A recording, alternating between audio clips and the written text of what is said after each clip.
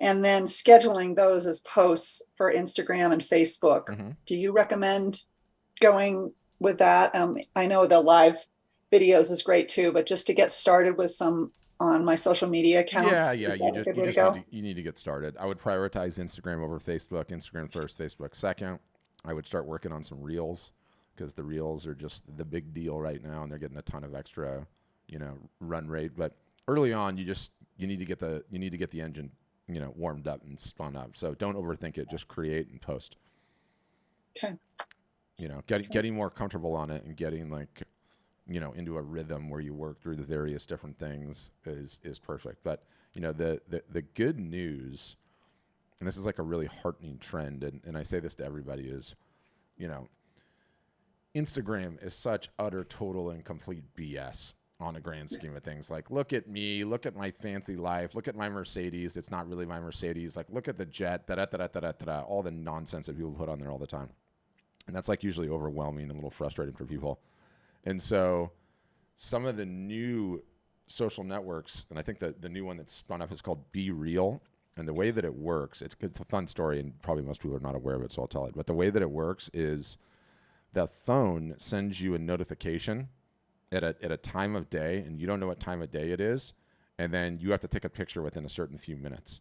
So you don't have all this time to like get polished and get primed and like do this or that just for this Instagram selfie. And they're so successful, this Be Real site, that Instagram, which is what it usually does, is copying their feature per usual, kind of like they did with Snapchat and stories and TikTok with Reels. But anyway, the point is, the whole reason I'm bringing that up, people care more about the authenticity than they do about the nonsense. So don't overthink the filming. Don't overthink the photos. The iPhone camera is just as good. Gets the job done with the Android camera, and just start shipping. Just start shipping. That's it. Okay. Thank Okay. you. Thanks, Eli. And thanks for coming on and saying nice things. Okay, Alyssa was asking me something. And I'm going to unmute you, Alyssa, so I understand that. What is the appropriate amount of money to bring in for your art over 3 years to have it validated? There's no like magical, Alyssa, like appropriate amount of money. Are you saying you don't feel like your art is validated? Is that what you're saying?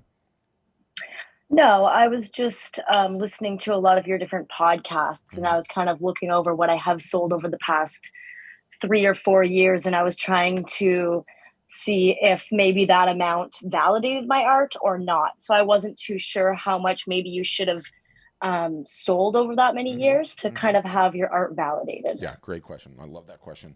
And it's fraught with danger, the question, because everyone sort of has a different definition of what success is to them. And it's important to say that because I've got some customers that are like, if I sell $10,000 a year, I'm over the moon. That's all I want. I don't care. I don't want anything else. I have some customers that are selling like 80 or 90 or 100, and they're like, my aspirations are for 1 million, right? So that's one part where it's fraught with danger. The next part where it's fraught with danger is almost universally, I see this like vicious cycle, okay? And it's create the art, and then people tell me it's great. I don't really want to sell it, and I don't really want to market because I hate both of those things with a passion. So what I'm going to do is I'm going to phone in my effort at marketing, and I'm going to barely dip a toe in the water and attempt to sell it. And then I'm going to take that feedback as gospel and say, well, I tried, it didn't work. That happens all the time.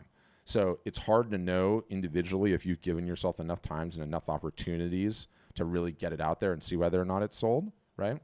So those are the Mm-hmm. two caveats to that entire scenario, which is why, by the way, I love the in-person events, the shows and fairs, because you get in a booth, you see whether or not it could sell.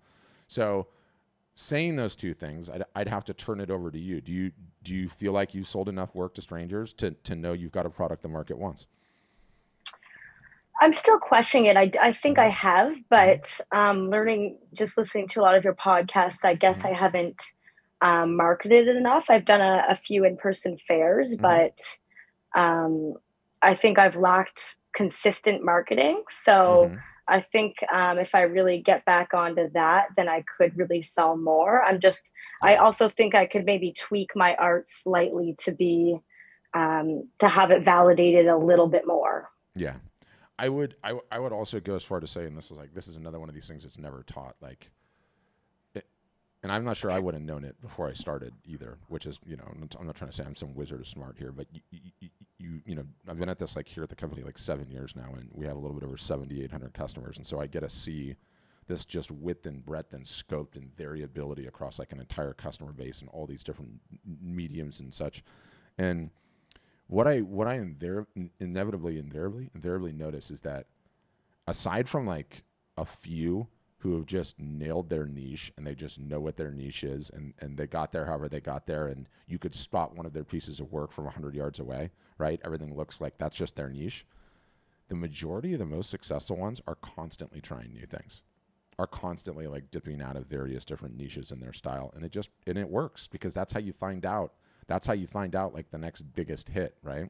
Is not just sitting static with one particular style. So usually what happens is if you've got some sort of small level of success with whatever you're doing, it might not be like the total home run to like what you want. And let's take it out of art.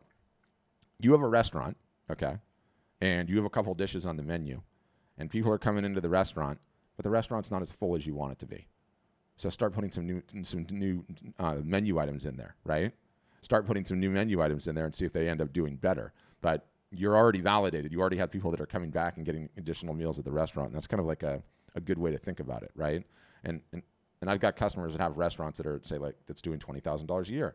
And that might be okay for some people, but they're like, I want $100,000 a year of income out of this thing. And so they're like, okay, I need to try some new styles. And we're actually constantly teaching how to do that and how to contemplate and how to think through that, because it's not immediately like a normal skill set, that, right? Like, how do I think about the next thing that I want to go into? Trial and error is a fantastic way to do it, but you can sort of do some reverse engineering in how you think about it as well. Meaning, like, instead of just creating the thing, let me invert my thinking and go think about, like, where is a diehard audience that I know exists, and go create something for them. And so there's all kinds of little exercises that we do like that. Okay, perfect. Yeah, I think that really helps. So thank you. Yeah, my pleasure. Good questions. And I'm enthused that you're listening to the podcast. So thank you for that. And leave me a review. Leave me a review, Alyssa. I will. It's honestly been great. So thanks a lot. Thanks. I appreciate you. Okay, Tammy, I see your hand raised up too. Rosemary got a question before you, so I'm going to grab Rosemary and unmute her. And Rosemary's question is really interesting, and I'm allowed to say things on, well, like I care. I always say whatever the heck I want anyway. But one of the things that we started doing is building the website for you. And the reason is that we realize that as artists, as photographers, as creatives, 1, you guys are not web programmers. 2, you never should be web programmers. 3, it's not the best use of your time, right? We've realized as we've kind of like grown through the years in this business that there's a number of different things that creatives of your stripe get stuck in, and these things are not things that you're naturally good at. They're not things that you want to be doing even if you are good at it, and they're not things that yield a proper ROI for your business. One of those is building a website. Another one of those is dealing with the print orders, all the admin and fulfillment and all of that type of stuff. So we realized that, like, if we're going to have successful customers, the number one thing that we can do is take all the nonsense off your plate so you don't have to do it. So yes, we are officially building websites for you now, meaning you don't do any of it. We switch the domain over and upload all your work for you and help you price it and title it and put all the pages together. Going forward, which is what Rosemary's question is, like, what happens when I need to post new works? That is currently on you, but it's very, very easy to do after the whole thing has been set up for you correctly. That's number one. But number 2, like, I'm fighting to make that a part of the product too, where we just do all of that for you the whole time. And out of curiosity, if you're my beta audience on that, Rosemary, how excited or not excited would that make you? It would. I'm used to doing everything myself, so to learn to let things go and let other people handle other things is a great thing. So yeah. I like it. Yeah, I like it. You know, and again, like, it sounds cynical, but we are 100% a business that the more successful our customers are, the more people they tell, and the more our business grows. And so we make a ton of these decisions, you know, selfishly through that lens. Like, what is going to get their business growing quicker? And we looked at the data, and, you know, don't get me wrong. Some people would come in, sign up, and they would get their website live in like literally 72 hours, and they would be selling. Others would take 6 months at it, right? Mhm. And then, you know, the distribution bell curve in between those two. And we looked at it and it's like, here's the analogy. When I was in college, I had to take, I'll never forget it, Math 10C, okay? I hated this class so bad that I dropped it twice, and the third time I ended up changing my major. I left my stuff in the class, went to the guidance counselor, changed my major just so I wouldn't have to take it. And it infuriated me because I knew I was never going to use that calculus again for the rest of my entire life. Pointless. There's zero reason I should have ever learned that, and that was wasted time. I feel like you guys developing the websites is the same thing. There's no point. Why? You're not going to learn to do that. You don't need to learn to do that. An artist and a photographer needs to create, and they need to market. That's it. The more that you are focused on those two activities, the whole entire ball game changes. And so what I've noticed has been really interesting inside. And so we've been doing we build the website for you for a month and a half, maybe tops. And what I noticed is, like, instead of people worrying about that nonsense, building the website, getting it all done, pricing, markups, uploading, how does this work? You know, you're opening tickets. I'm stuck on this. Can you help me with this? All that nonsense. They're just moving right to the first marketing initiative, which is when you announce your website, kind of like a grand opening of a store, you know, when you get one of those little sign throwing guys out front and you let everyone know your store's open. And so immediately, instead of working on the website, they're now working on this. And we've been talking internally. It's like, what are things going to look like when all of these people that sign up now are just 2 months further ahead than they would have been otherwise, right? It's like those things compound. Those things compound, and the momentum compounds, and it's important. And no one needs to take calculus, and especially not Math 10C. God, that was a class that annoyed me. Anyway, that's what I got. Thank you. Yeah, thank you, Rosemary. All right, Tammy. I don't know how you weren't getting those emails, by the way. And you'll need to unmute. I don't either. Sometimes it happens. So are you living in Puerto Rico? No, I'm in Virginia right now, just until Christmas, and then I'll go back when it gets cold here. Got it. So I also have been. I'm your worst example. Like, you could use me as the don't do this. Mm-hmm. Okay. So I have been binging your podcast. My first question is, Awesome. Where do I find podcasts 1 through 20? Yeah, so I've gone through some knucklehead branding stuff personally on that thing, where, like, I started it out as the Art Marketing Podcast, and then we decided to, like, launch the Art Business Morning Show, and so we threw that in there. But they're all in the feed if you just go back. Scroll far. Yeah. Okay. Yeah. And then my second question is, you know, with the pandemic and all, I've sold, Mm-hmm. but I have not sold. Well, I have sold personally. I haven't done shows. I've done it through social media. Mm-hmm.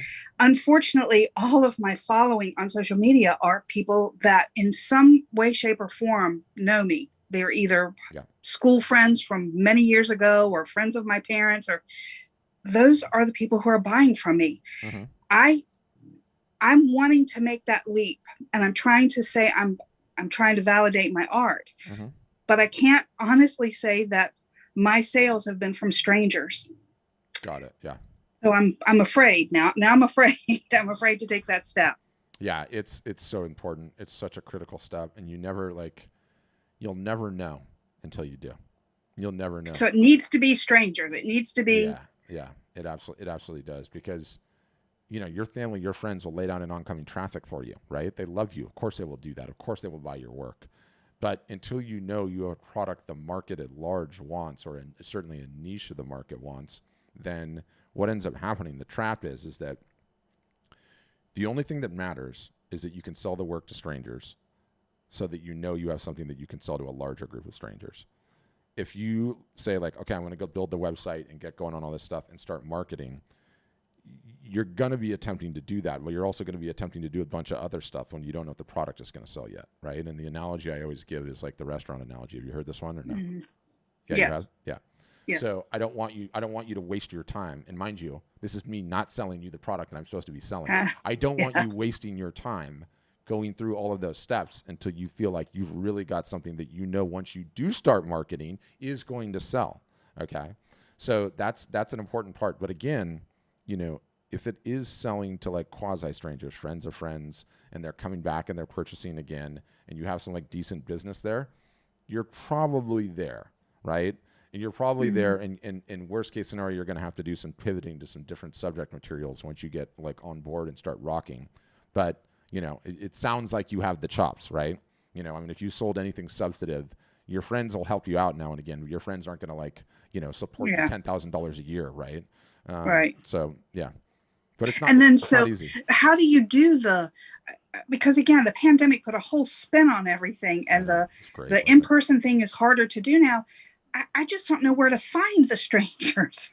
Yeah, literally the easiest way to do it is an in-person Thayers show, and there's so many different ways to do that. Like there's the, you know, the cheap and cheerful, fake a garage sale, and then have all your Okay. workout. Okay, anybody can do that, Okay. right? Depending on where you live. Depending on where you live, I know that's like a little bit harder in an urban environment, but you know, you can do it that way. Or you know, some of the ones where there's less competitive nature, like, you know, breweries have sprung up everywhere where they let you have like tables and do little sales, or you're outside. Any of those types of Okay. like, little things, right?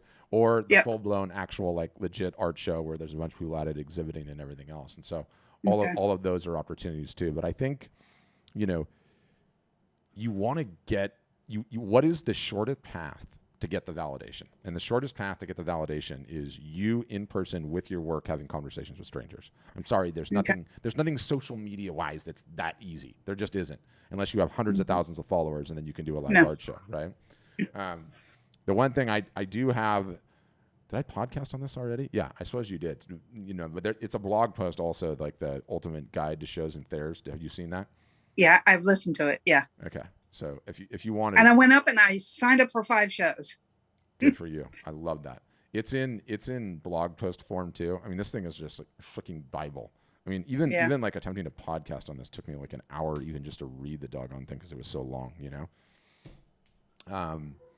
But yeah, my point is I would follow that. I would follow that to the best of your ability when you're at those shows, because that'll make that's a total game changer in how the whole thing plays out. Okay. Okay. Thank you. I like it. Like it, Tammy. I always love technology because you know, I have like this little like demo phone, right, that I use, you know, just so I can use for these things. And I got a little notification from Tammy. Let's see if it'll pop up still. Here, hold on. Is it there? There got too many notifications. But anyway, she's like, right when the Zoom video was playing, she's like, I signed up to the emails and I can't get on your Zoom. I was like, well, let me just send you a message. And I sent a message, and then she popped into the Zoom, and then she was asking a question. And that is awesome. I love that. Amazing. So wonderful, wonderful, wonderful. Who else, guys? Questions, comments, concerns? Could be about anything, of course. Or I can rant a little bit about Q4, the opportunity it represents, how big of a deal it is, why you guys all need to get ready, why I'm begging the drum right now about that. Go ahead, Doug, and then I can get into the Q4 stuff. And you'll need to unmute, Doug, and I'll let you know when you get it.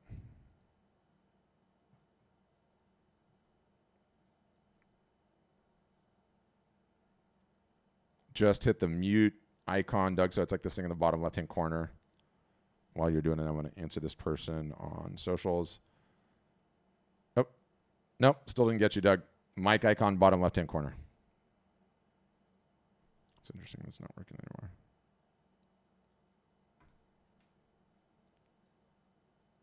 And David on Facebook, you can just Google Art Marketing Podcast. It's literally everywhere podcasts are. All right, I'm going to leave you on unmute mode, Doug, and we'll see if you get it. It's, like I said, it's the mic icon, bottom left-hand corner, right there. Yeah, and John, it is a good idea. And to be honest with you, like I've seen a guy. Okay, Doug, let's just see. I think I've got you, Doug. You're unmuted. Let's see. You just start talking. So we inevitably have the wrong audio source thing. So if you look at that little microphone icon that you hit, what happens is that when you see it and when you're talking, there's like little green levels on it. So if you don't see anything on yours, which I don't, there's a little up arrow. I can't show it on my screen share, but there's a little up arrow right here. And if I click this thing, it like gives me my audio sources, and you probably picked the wrong audio source, or you're having computer issues, one or the other. That's how that goes. But yeah, going back to the garage sale thing, like I have like my during the week coffee shop, and I have my weekend coffee shop because my kids love these cinnamon rolls, and so I just go down there on the weekend, but it's like a little bit too far to do during the week. And there's this artist. I'm ashamed that I've never stopped to have a conversation with him, but they're kind of like Their house is just on a main thoroughfare, a main drag through town. And every Saturday, he literally just sets up like 15 easels all over his driveway, and he just puts his work out there. And he just sits there. It's not even a garage sale. It's nothing even formal. He just has it going on. And then I've got another one around the corner from me that literally is faking the garage sale all the time to sell the art. But it doesn't matter if you do it once or, you know, how many times you do it. But, you know, it's totally a viable way to do it. And like, look, you just want conversations with strangers and see whether or not they'll buy the work. That's ultimately the quick validation that you want to get and you want to understand. So that's what I would say on that. I've also got like a really good post on pricing. How am I going to find that? I'm going to have to search the thing. I'll put this in the chat. Pricing, let's see. Here it is. No, Pam, it does not devalue the work in the slightest. Everyone gets caught up in like the, you know, so I just put this in the chat, and then I'll answer your question in just a sec, Pam. I just put this in the chat. It's called Advanced Pricing Strategies for Artists and Photographers that are already selling. Don't worry about whether or not you're selling or not. It walks you through how to contemplate pricing and how to think about pricing at a high level, and especially how early on you need to be selling. And this will really help you as you guys are contemplating what is the best way to price your work, what should that look like, what do you need to be doing, you know, all those things. And I'm just going to leave a comment with Facebook on this so everyone else gets it too. PM, the work has to sell early on. The devaluing is complete nonsense. You know, nothing devalues an artist's work, and especially not sales devalues an artist's work, or selling merch devalues an artist's work. There's all these like myths, you know, that are made up by usually by gallery owners because they don't want you doing any of it. Talking about devaluing the work, or, you know, making the artist look cheap, or any of those types of things. Like, you know, I would never do that. And I'm going to unmute you, Pam, in case you want to ask a follow up on this. You know, I would never run a sale. I would never publish the values on my work. You know, I would never sell merchandise at schlocky. And like each one of those things I can knock out of the park in 0.2 seconds. Okay. There is a difference between having a business and having a hobby. If you want to have the business, you need to act like a business. And let me tell you, in terms of like having sales, or let's just flip it on this head, Pam. Number one, 99% of the work that is created by artists in today's day and age never appreciates. It never appreciates even $1. So once we come to terms with that little fact, and once we get comfortable with that little fact, we stop stressing about the work being devalued in the first place. That's number one. Number two, no one's going to know you had that garage sale, Pam. Not a person on earth aside from the people that stop by. No one else will ever have any idea in the sheer number of things artists have done along the years to make it. So the last thing you need to worry about is it being devalued. You can worry about that after you're selling tons of it. But it doesn't devalue it either. So, you know, early on, you need to know that the work is going to sell. The only way that you know the work is going to sell is that someone pulls their hard-earned cash and or credit card out of their wallet and hands it to you. Okay? Once you figure that out, you know, then you're cooking with gas. Okay, Douglas, I see your question. Is it good to contact art school professors to find art collectors? Absolutely not. Okay? The last person that is going to show you who an art collector is an art school professor. That is another total, a complete waste of time. And also that, like, art collectors,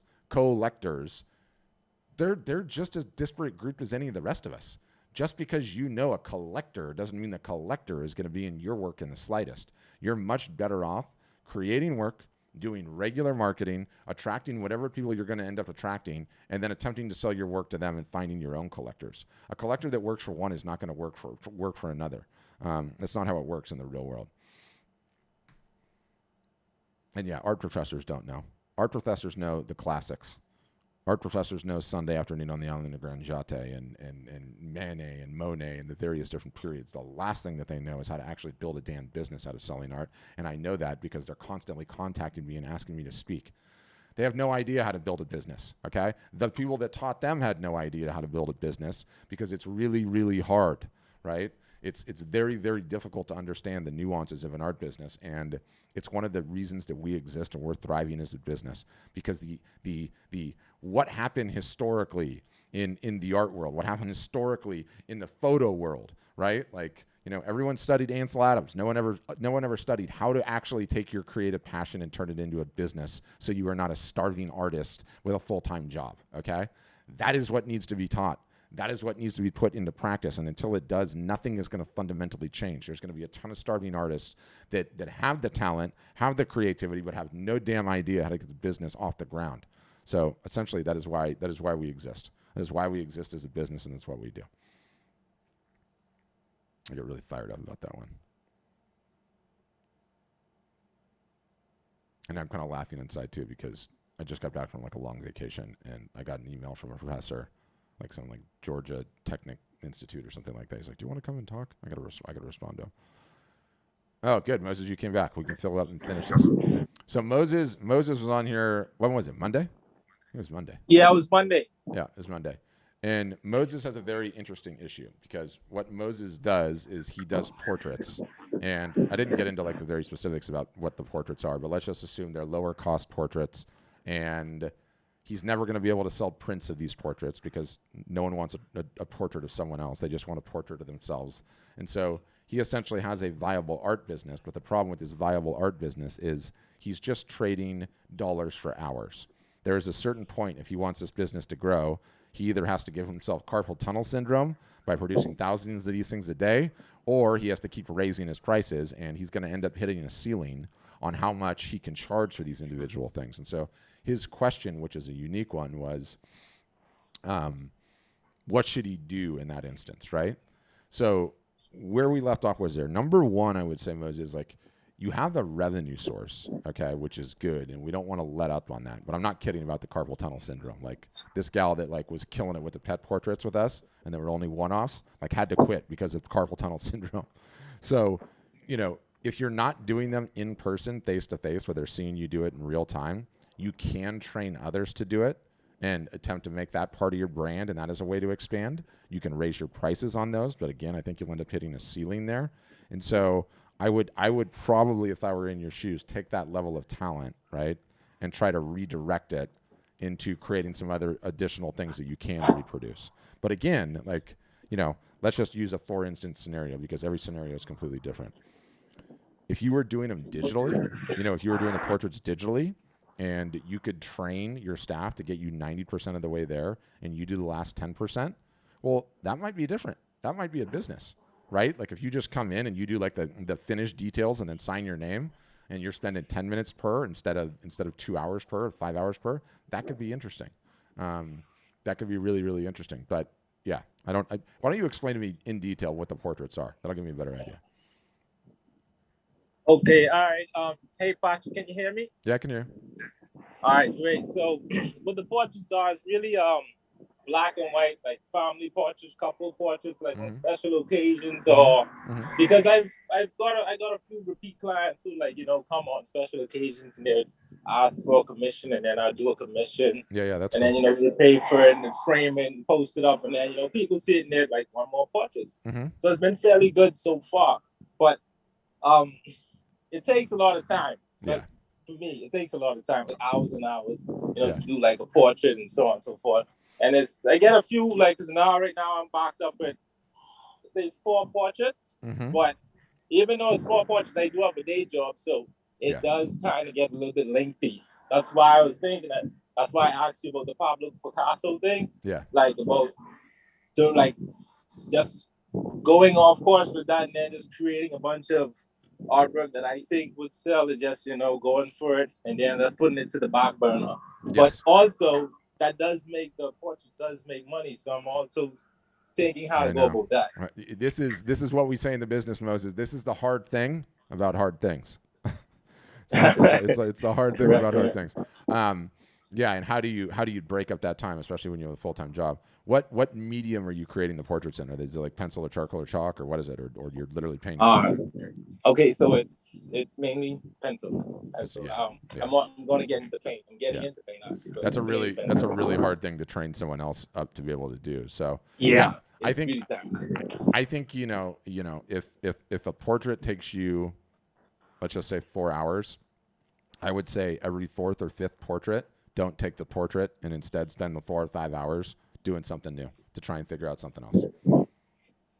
Okay, so don't take the portrait. Yeah, or like, you know, let's say you had 4 of them. Just tell number 4 that you actually have 5 and that they're one behind in the queue, right?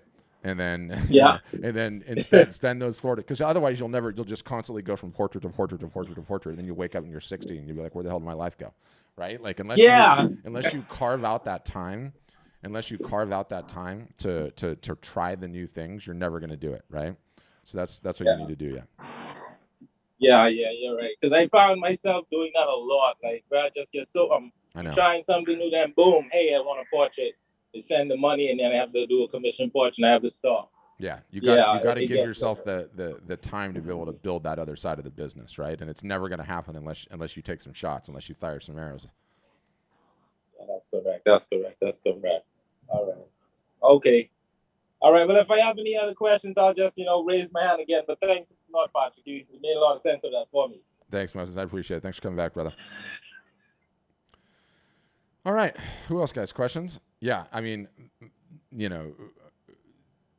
I know it's hard to sell, you guys. I know it's hard to market. I know it's the number one thing you don't want to do. I totally understand. That's why we exist as a business. That's why the podcast exists. It can help you out to do these things. But I know it's not easy. And Douglas, I wish you could get your thing unmuted because I love all the questions you're asking.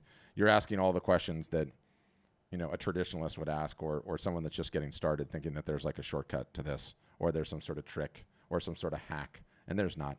It is regular and consistent marketing spread out over years, and that is how you find collectors. That is how you find buyers. That is how you have a business that's growing and growing and growing. And what I always say on these things, because it's true, what most artists and photographers do, somewhere in the back of their mind, they know they need to do this marketing stuff, and they hate it. They don't want to do it, but they know they need to do it. So usually once per year, no different than a New Year's resolution, they sign up for the gym. They sign up for the gym in January. This is going to be my year. This is going to be the time I'm doing my marketing. And then after going consistently for some short period of time, February, March, April, after that New Year's resolution, after that gym membership, they don't end up going at all, and they quit. And rinse and repeat, rinse and repeat, rinse and repeat. No one ever holds you guys accountable, keeps you going. And it's not a condemnation of you. It's hard. It's hard. It's hard when you're a solopreneur, when you have a day job, when you have kids, you have all these other things. Like, one of the biggest barriers to entry is actually having either the personal motivation, which is near impossible, or having a support structure that's going to keep you accountable, keep you taking positive steps every day, not let you quit, give you the perspective of how long it takes. Like, make sure you're supported, because being an entrepreneur in the best of situations, in the best of situations, is a doggone roller coaster. And when you're doing the roller coaster on your own, it's hard. It's really, really hard. Like, those low points can knock you off track for months, right? And every day you got to show up and you got to just keep marching forward. And it sounds like when a motivational speaker saying this, I realize the platitudes, but it's truth. It's just truth. I mean, I've got 7,800 customers, and part of my job is that, outbound talking to you guys, hey, sign up. The other part is everything that I have to do to keep my customers moving forward. And same thing we have here. We've got workshops just for them. We're constantly sending them emails. We're doing Q&A sessions. We're jumping into Zoom calls. We're publishing material just for them all the time to keep them motivated, to keep them moving, to keep them continually taking positive steps, because it's really, really hard. It's really, really hard, right? Dee's asking if hiring someone to handle the business end is a bad idea. It's not a bad idea. You just can't afford to do it, dude. You're not selling enough to do it. And until you get there, it's like the chicken and the egg scenario, right? Like, well, how can I hire someone to do all the business side of things? And I'll tell you how you can hire someone to do the business side of things. Sell enough. Well, how can I sell enough if I can't hire someone? Boom. Chicken and the egg 101, right? But most of the time, unless it's like husband, wife, right? Where they have another relationship that balances out the business relationship. Most of the time, hiring a consultant or the college intern, thinking you're going to grow a huge business that way, it never ends up working out, because selling art and photography is hard. You just inevitably you have to learn it early on, and you have to grind at it and keep doing what you're doing. I mean, that's the long and the short of it. That is the long and the short of it. All right, thanks, Kelly on Facebook. All right, just left a comment on Facebook. What else, guys? Questions, comments, concerns? Yeah. So one of the benefits that we have, right, is I get a look at the data across our entire platform, all of our now 7,800 customers, maybe last year was, I don't know, 5,500, 5,200, whatever it was. And so when you have that many different people selling, I get a look at the transaction volume year after year after year. And September, October, November, and December are huge, okay? They are absolutely huge. And when you get yourself in a situation where you understand Black Friday, Cyber Monday, huge buying time, the run up to the Christmas holidays, like it's just the biggest art selling time of the year, period, full stop, not even close. And to participate in it, all you have to do is show up, okay? By which I mean, you know, Tammy's going to do an art show, right? You will benefit from the additional dollars that are in the economy purchasing art and photography at that point in time if you do it in that window. If you run sales, if you do some marketing ahead of time and you run sales, if you sign up with us and we get you all dialed in and doing, right? Like it is so important to understand this time of year comes around only once a year, and every single solitary year, it is the biggest season of the year, full stop. And, you know, again, that analogy that I love to give is like, I've never run one, so it's, you know, I only know anecdotally, but, you know, when you sign up for one of these big races, a marathon, part of the reason of signing up for it is because in the back of your head, you know the clock has started. Like this thing is coming, right? This thing is coming. I better go out and get my little 3-mile run or my 5-mile run or my 10-mile run or my 7-mile run, because if I don't, and all of a sudden it's time for the marathon, I am going to get crushed, right? I am going to get crushed. And so Q4 is the marathon. Okay, Black Friday, Cyber Monday, the holiday buying season is the marathon. Really, the month of November is the biggest part of the marathon. And so if you start getting ready for it now by doing those little runs, by actually doing some marketing, by letting people letting people know you exist, right? Letting people know that you're going to have a sale around Black Friday, Cyber Monday, then that's when you actually will do well. And if you don't, and instead you ignore it, and then right before the marathon starts, you're like, okay, I'm going to have a sale, and you do one post on Instagram, and you say 30% off, send me a message on Instagram. You're not going to sell anything because you didn't do any marketing, you didn't take the buying season seriously. And so every year at this time, like literally August 1st, all the way until like October, we as a business just bang the drum, bang the drum, bang the drum, bang the drum, trying to get into everybody's head how important of a time that this is to sell art and photography, how on your A game you need to be. You cannot let this thing pass you by every single solitary year because you're missing such a fantastic revenue opportunity. So that is what we like to bang the drum on.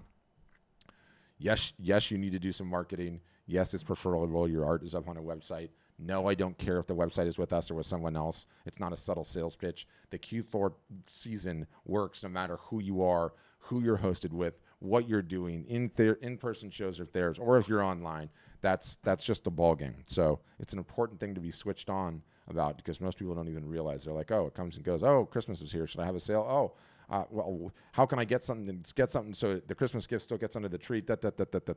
You're too late. You've already lost. You've already missed by then, right? So really, really important thing to contemplate. Really, really thing to prepare yourself for. So that's what I would say. But who else, guys? Questions, comments, concerns? Anything else before we wrap that up? Happy to answer whatever. Okay, Moses is back. Go ahead, Moses. Hey, by the way, your name in advance used to be a fantastic soccer player for Chelsea. Victor Moses, actually. Still playing, I think. Huh? Well, I want Chris to identify it to market key. I don't know where to find a place. Okay. Hey, Patrick? Yeah. Yeah, sorry, someone just stopped me and was asking me directions. All good. What I was asking, because what I wanted to know, I know, like, being an artist or being a solo entrepreneur is very hard. Yes. I have a few friends who are musicians and photographers, and they tell me how equally hard. It's tough. Yeah, authors too. Like anything in the creative field is like, it is a grind, brother. It is just a grind. Yeah. You're gonna really have to really get into it to get about it. It's really tough. Yeah. I mean, and it's you barely get guys. Well, where I'm from, because we have a lot of solo artists who are thriving, but rarely they're thriving. Mm-hmm. But not really. They're like a few. They're thriving. They're making something happen. Yeah. But I don't know, like, where do they get, their guidance from? And, everybody has a team. And if you're not, saying something or, breaking through the market, and nobody's really going to be interested in you. That's right. Right. Yeah. So all the what I ones that wanted have, to all the know- ones that have made it too, like, you know, and I've seen this in like every single industry. I've seen it in music, right? I've seen it Mhm. is in you know, authors, whether fiction or nonfiction, and I see it also in artists. Like, there's no overnight success. There's no secret. All of those people grinded their asses off, and they still are grinding their asses off, and that's why they got there, right? That's why they got there. There's no other quick hit special. Now, you have to be smart about how you do it. You know, the successful ones are usually like extremely driven, and you know, they get the luck of, you know, just constant action and motion and constantly grinding away at doing it. Or they have decent business minds. They're like a double threat. They have a decent business mind and they can create great art. But there's no shortcut, man. There never has been. No, there's not a shortcut. And the way their work is like, it's not human, because they're always producing work. There's always something coming out, something this and that. It's just crazy, right? Yeah. And most of them, they're not working. And the ones who were working, they're not working anymore, because the amount of producing that they're doing when they're not working. Yeah. So I heard you said about, you know, you have to be really driven to make it happen. Yeah. Unless you have someone with you. I don't know those people personally. I don't know where they get their motivation from, but I do know it has to be something that, as in like a mentorship or someone that's keeping them going to do that. You don't know who it is. What I wanted to know is, do you guys like coach and like really like help people get to where they want to go? Let's say if I have a goal and I'm like, I want to make X amount of dollars for this amount of time. Like, what would be the path for that? Would you guys create like a path for that? Yeah, to be honest with you, it's less of like a, you know, an extremely detailed plan in that capacity. It's more working on the right things and then working on them consistently. And that's where everyone fails. Like, you know, the making a plan is the making a plan, especially until you like, you know, until you start getting some wind at your back and you're rolling, is just so worthless. It's like coming up with it's like Mike Tyson, right? Everyone's got a plan until they get hit in the face, right? Like, his point is so right, because, you know, or it's like, you know, I just had a couple of kids. It's like, everyone's got a plan about how they want to have their child in the hospital. You know, I want natural, no needle, this, that, and the other. And then they get in there and they're like, oh my God, this hurts so bad. Give me the needle. You know, give me the needle. So it's like, it's less about the plan, Moses, and it's more about just doing the right stuff consistently. That's where everyone fails. Okay. Yeah. And I'm completely okay with that. Like, it's the principle, the habit, what you have to do. Because I know these things take years. Yeah. I've been doing this like all my life until I stopped, and then I started back up in 2020 in 2 years, and so far I've got like a good bit of traction. Mm-hmm. But like, I'm all about the years, even if it's like 5 or 10 years. It always once is. I know it always is. Once I know like it's I have the habits and everything down pat, it'll never leave me, because I know it's there forever, and I made it happen. So that's why I'm like, what is the right steps to take, even though like the right actions? This is what I'm asking. Because I know you said about the Pablo Picasso, but all of the works that he 45,000, was it 400? What was it? Was the number? Really good number. When he died, 47,000 unsold works. Which, by the way, someone on my team, I'm going to show this right here. I don't know if you guys will be able to see it or not, but someone on my team took one of those, and I say I'll do the Pablo Picasso story all the time, and I do it all the time. But someone on my team put it on Instagram, one of the videos I made. It actually went viral today. Got 16,000 views on it just today, which is cool. But check this out. Someone left a comment. So shout out to this person, which is Truman is his real name. And his stat was the Bee Gees wrote over 1,000 songs, and they had 20 hit number ones. They wrote 1,000 songs, right? And they had 20 hit number ones. And I saw that, and it's like, oh, it's just so true. It's so true. Like, every time someone thinks someone just magically got lucky and it just like happened, like it never just happens. Like there is someone grinding like crazy every single solitary time any of those successes happen. So anyway, it's a numbers game. Let's just like how they had put Michael Jordan's how much free throws you do in the court and miss and stuff like that. So it's always a numbers game. That's why when you said like, you know, you have to try new stuff. I know like you try new stuff and it's a numbers game. One of them is gonna hit. It's just, you know, how to go about trying. And I know you guys really like dealing with it from a business standpoint with marketing and advertising and specials. So good day. That's what I really wanted to like dive into and get into, because it's hard. Like, it's making the work is, I can make it work for the marketing thing. That's something I have no clue about. Oh no, I know. Trust me. Every I'm like in the dark. every artist is like that. Almost all. Yeah. Almost all. Okay. All right. Thanks, Moses. All right, no problem. Yep. And yeah, Gil, you gotta start clearing out some of that inventory. You gotta see whether or not it'll sell. But yes, you're broadly speaking, you're right. Like, creating prolifically, you're gonna get better and better and better. But you do have to spend the time to, attempting to sell it too, right? Like, if you just create, you're just doing, and you never take it to sell or to market, that's a hobby, and it's only going to be a hobby. So either come to terms with that and be okay with that, or realize like, no, I want more. I've got to attempt to go sell it, which is how it goes, which is part and parcel of the entire thing. All right. Appreciate you guys. Good session today. Thought there were some good questions. I will send you guys a replay in a little bit. That's going to have all the bells and whistles that we mentioned, all the videos, a ton of different things, including my buddy's basement sale, which, Gil, if you have 1,000 unsold pieces, it sounds like, you got to go watch that one and run that sale, which is a live art show to clear out when you have excess inventory. You should look at that one.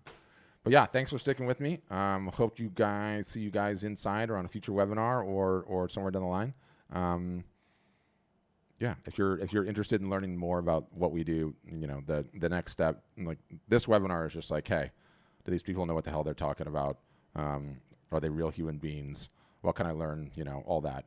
But next step is a demo, and it's the test drive of the software and everything that we do, and all the pricing and the ins and outs, the bells, the whistles, all that stuff. And it's basically like a 1-hour Zoom session where somebody will walk you through everything that we do.